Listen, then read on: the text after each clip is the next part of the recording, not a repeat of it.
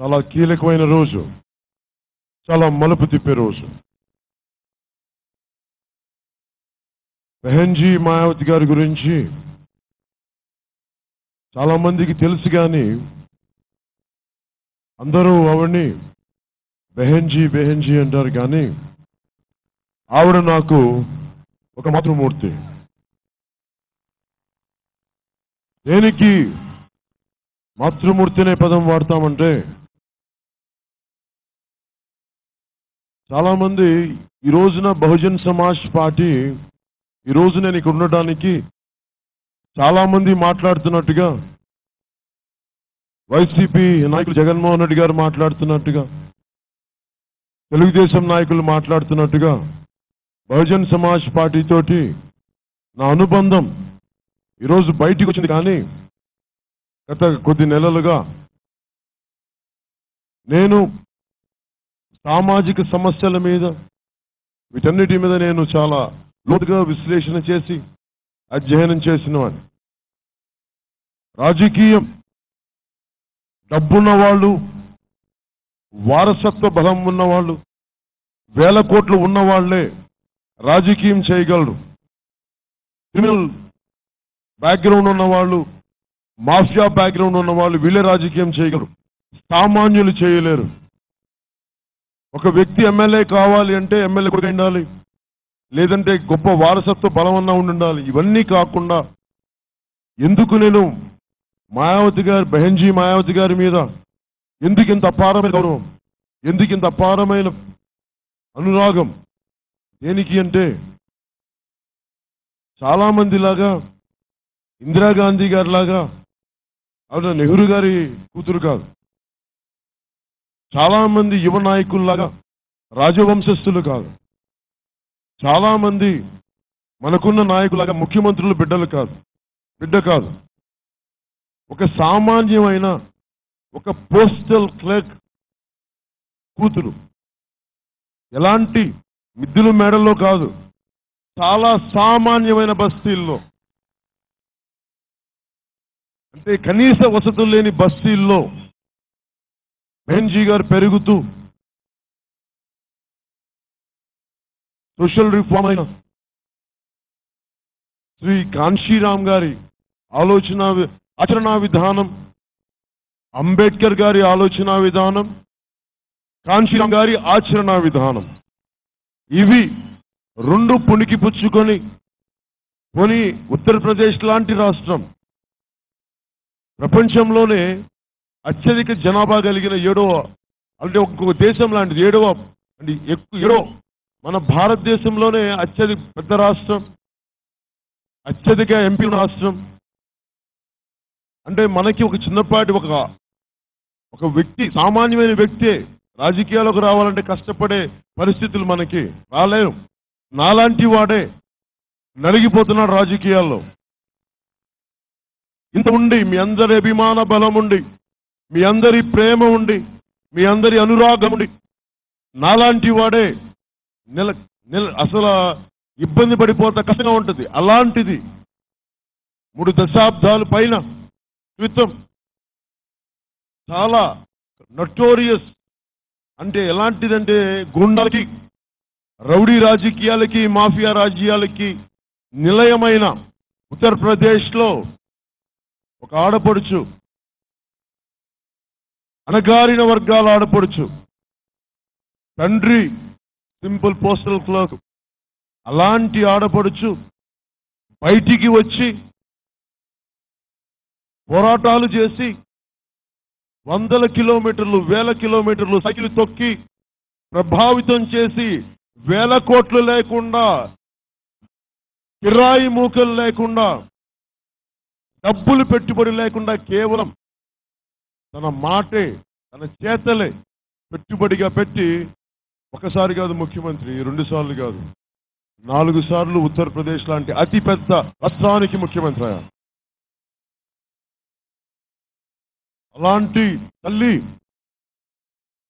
నాకు చాలా మంది, ఇది నేను ఎందుకు స్ఫూర్తి తీసుకున్నాను, ప్రతి సభలో కాన్షీరామ్ గారి గురించి ఎందుకు మాట్లాడతాను, మాయావతి గారి గురించి ఎందుకు మాట్లాడతానంటే, స్వాతంత్ర్యం వచ్చిన తర్వాత ఎంతసేపు మనం బ్రిటిష్ వాళ్ళు కట్టిన కట్టడాల గురించి మాట్లాడతాం, లేదంటే మొఘలాయులు వచ్చిన కట్టడాల గురించి మాట్లాడతాం. కానీ ఒక్కళ్ళు మనం బలమైన కట్టడాలు, స్మారక చిహ్నాలు, స్మారక గార్డెన్స్, డబ్బులు లేక ఇవన్నీ అక్కడ పూలే గారు కానీ, నారాయణ గురువు గారు కానీ, పెరియార్ కానీ, అంబేద్కర్ గారు కానీ, కాంశీరామ్ గారు కానీ, ఇలాంటి వ్యక్తులు స్మారక చిహ్నంగా ఉండిపోవాలి. దేశాన్ని, సామాజిక వ్యవస్థని మలుపు తిప్పిన మహానుభావుల్ని వీళ్ళందరినీ కొన్ని వందల ఎకరాల్లో ఇంతవరకు భారతదేశం స్వాతంత్ర్యం వచ్చిన తర్వాత కాంగ్రెస్ పార్టీ చేయలేకపోయింది, భారతీయ జనతా పార్టీ చేయలేకపోయింది. కానీ మాయావతి గారు చేయగలిగారు. గోపాల్. దాని ప్రభావమే ఆవిడ చూపించారు. కాబట్టి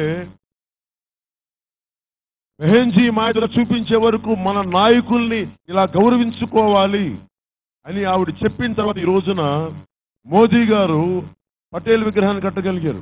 అది ఆవిడ అంత ప్రభావశీలురావు. ఆవిడ చెప్పారు ఎలా ఉంచాలని. మోదీ గారు ఆవిడ నుంచి స్ఫూర్తి చెంది నేర్చుకున్నారు. మోదీ గారు ఇది నాకు ఎట్లా ప్రభావితం అంటే, ప్రజారాజ్యం పార్టీ పెట్టిన తర్వాత డబ్బులు లేవు, డబ్బులు ఉండవు, నడపలేం పార్టీ.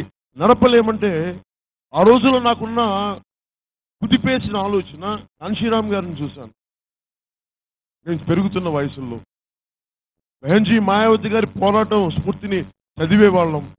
మాకు టీవీలు ఉండే కాబట్టి మేము ఎక్కువ వినేవాళ్ళం. ఏ మూలకెళ్ళినా దేశంలో బలమైన బహుజన్ సమాజ్ పార్టీ లేని, కార్యకర్తలు లేని ప్రాంతం లేదు, గ్రామం లేదు. దేనికి ఉంటారంటే, వేల కోట్లు పెట్టుబడి పెట్టకుండా ఒక బలమైన భావజాలంతో అందరూ ఏకం కావచ్చా అంటే, స్వాతంత్ర్యం వచ్చిన తర్వాత బహుజన్ సమాజ్ పార్టీ నాకు ప్రజారాజ్యం పార్టీ అయిపోతున్నప్పుడు నాకు అనుకున్న డబ్బులతో సమస్య ఉంది. ఎంత స్ఫూర్తి అంటే నాకు బహుజన్ సమాజ్ పార్టీ ఉద్యమం, అందరూ తలా ఒక రోజు పూట భోజనం మానేస్తే ఆ డబ్బులతోటి పార్టీని నడిపిన గొప్ప party Bahujan Samaj party.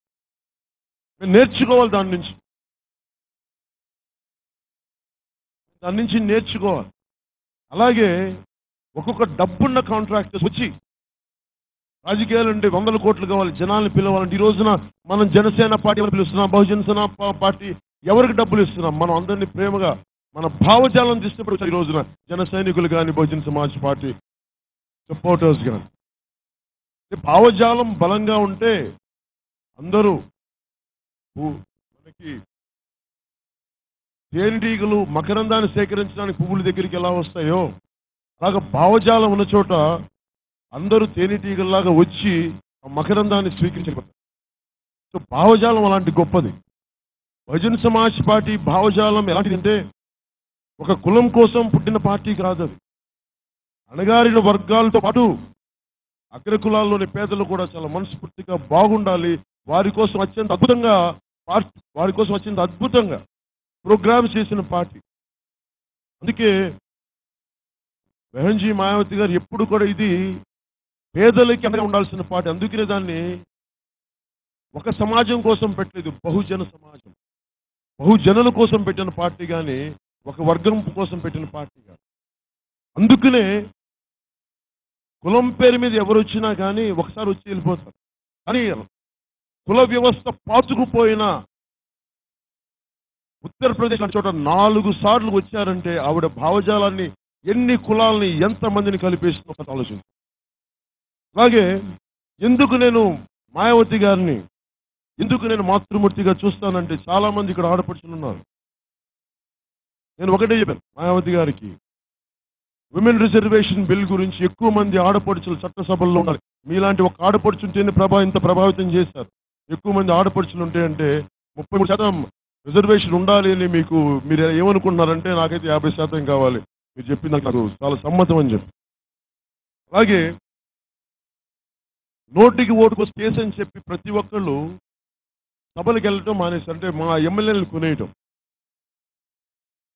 10th Amendment 10th amendment ప్రకారం యాంటీ డిఫెక్షన్ అంటే ఇంకొక ఎమ్మెల్యే ఒక పార్టీ మీద గెలిచి ఇంకో ఎమ్మెల్యే కొనటానికి ఒకవేళ వెళ్తే వాళ్ళు డిస్క్వాలిఫై చేసే పద్ధతి ప్రధానమంత్రిగా మాయావతి గారు ప్రమాణ స్వీకారం చేస్తే అది బిల్లు పెట్టేస్తారు. మీరు ఒక పార్టీ మీద గెలిచి ఇంకో పార్టీ మీద వెళ్తానంటే అంత బలమైన వ్యక్తి. అలాగే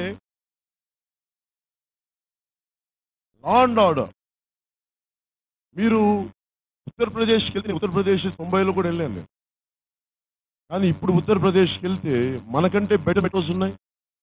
ఇన్ని వేల ఎకరాలు తీసుకొని మన అమరావతిలో బిల్డ్ చేయలేకపోయాం. అడుగుడిన సమస్యలు ఉన్న ఉత్తరప్రదేశ్లో మా బెహన్జీ గారు ఎంత అద్భుతంగా చేశారంటే ఆ స్మారక భవనాలు, స్మారక చిహ్నాలతో ఉన్న గార్డెన్స్ కానీ ఇవన్నీ చూస్తే చాలా అద్భుతంగా ఉంటుంది. వీధికి ఒక గుండా ఉండే ప్రాంతం, ప్రతి ప్రాంతాన్ని ఒక బందిపోటు లేదంటే ఒక బలమైన మాఫియా వాళ్ళు ఉండే ఒక వ్యవస్థ,